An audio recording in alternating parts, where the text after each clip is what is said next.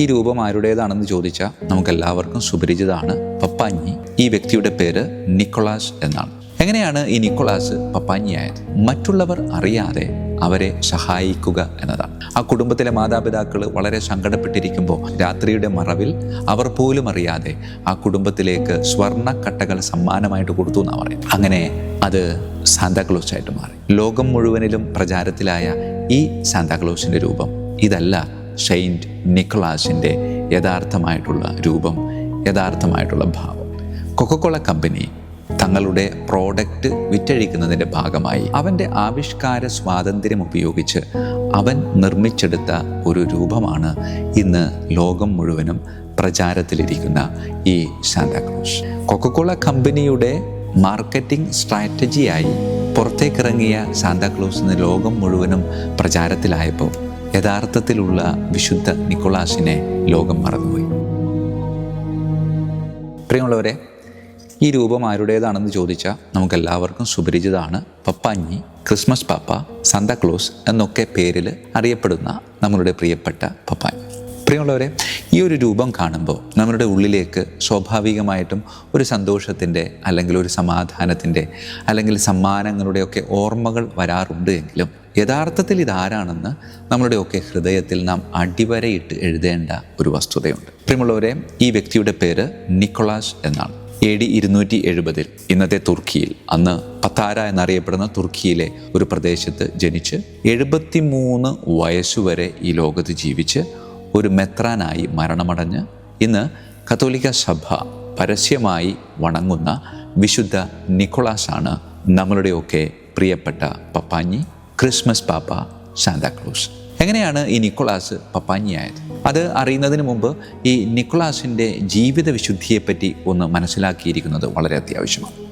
Nicholas ഈ ലോകത്ത് ജീവിച്ചിരുന്നപ്പോൾ നിക്കോളാസിൻ്റെ ഏറ്റവും പ്രധാനപ്പെട്ട ഒരു പ്രത്യേകത എന്ന് പറയുന്നത് മറ്റുള്ളവർ അറിയാതെ അവരെ സഹായിക്കുക എന്നതാണ്. അതിന് ഉപോത്ബലകമായിട്ടുള്ള ഒരു ചരിത്ര സംഭവം വിശുദ്ധൻ്റെ ജീവചരിത്രവുമായി ബന്ധപ്പെട്ട് രേഖപ്പെടുത്തിയിരിക്കുന്നത് ഇങ്ങനെയാണ്.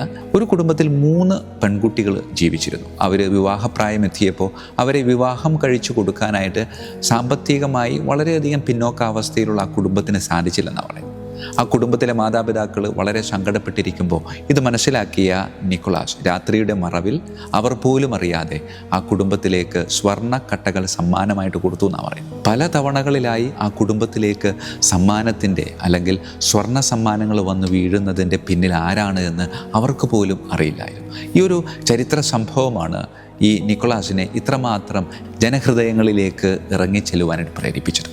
പ്രിയമുള്ളവരെ, ഈ വിശുദ്ധൻ്റെ തിരുനാൾ ഡിസംബർ 6-ാം തീയതിയാണ് നമ്മൾ ആഘോഷിക്കുന്നത്. അതുകൊണ്ട് തന്നെ ഈ തിരുനാൾ ദിവസം പരസ്പരം സമ്മാനങ്ങൾ കൈമാറുന്ന ഒരു ദിവസമായിട്ട് യൂറോപ്പിലും മറ്റ് സ്ഥലങ്ങളിലും ആഘോഷിക്കപ്പെടുകയുണ്ടായി. നിക്കോളാസ് വിശുദ്ധനായപ്പോൾ ലത്തീനിലും ഗ്രീക്കിലും സെയിൻറ്റ് നിക്കോളാസ് എന്നറിയപ്പെട്ടു.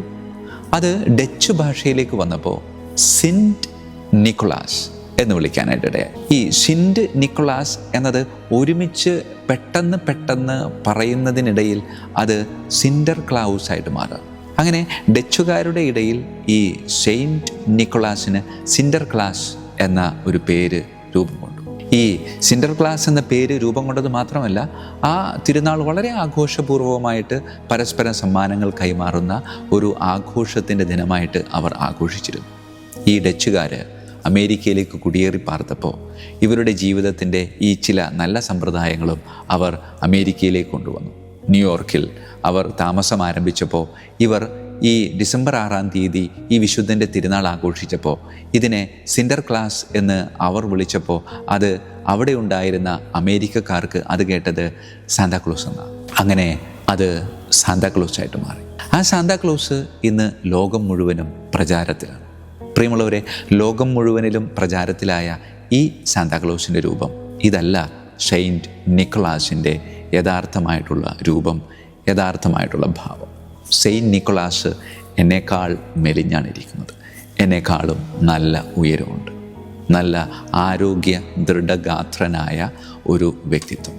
പിന്നെ എങ്ങനെ ഈ ഒരു രൂപം നിലവിൽ വന്നു എന്ന് ചോദിച്ചാൽ 1931 കൊക്കക്കോള കമ്പനി തങ്ങളുടെ പ്രോഡക്റ്റ് വിറ്റഴിക്കുന്നതിൻ്റെ ഭാഗമായി സൺബ്ലോം എന്നു പേരുള്ളൊരു ചിത്രകാരനെ വാടകയ്ക്കെടുത്ത് സെയിൻറ്റ് നിക്കോളാസിനെ അല്ലെങ്കിൽ സാന്താക്ലോസിനെ നിൻ്റെതായ ഭാവനയിൽ സുന്ദരമായി ആവിഷ്കരിക്കാനായിട്ട് ആവശ്യപ്പെടുകയാണ്. അങ്ങനെ നിൻ്റെ ഭാവനയിൽ നിനക്കിഷ്ടമുള്ള രീതിയിൽ, ജനങ്ങൾക്ക് ആകർഷകമായ രീതിയിൽ ആവിഷ്കരിക്കണം എന്ന് ആവശ്യപ്പെട്ടപ്പോൾ അവൻ്റെ ആവിഷ്കാര സ്വാതന്ത്ര്യം ഉപയോഗിച്ച് അവൻ നിർമ്മിച്ചെടുത്ത ഒരു രൂപമാണ് ഇന്ന് ലോകം മുഴുവനും പ്രചാരത്തിലിരിക്കുന്ന ഈ സാന്താക്ലോസ്. പ്രിയമുള്ളവരെ, യഥാർത്ഥ സാന്താക്ലോസിൻ്റെ ഭാവവും രൂപവും ഇതല്ല എന്ന് പറയാൻ പറ്റില്ല.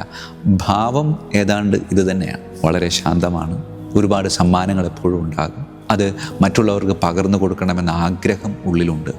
അങ്ങനെ കൊക്കക്കോള കമ്പനിയുടെ മാർക്കറ്റിംഗ് സ്ട്രാറ്റജിയായി പുറത്തേക്കിറങ്ങിയ സാന്താക്ലോസിന് ലോകം മുഴുവനും പ്രചാരത്തിലായപ്പോൾ യഥാർത്ഥത്തിലുള്ള വിശുദ്ധ നിക്കോളാസിനെ ലോകം മറന്നുപോയി.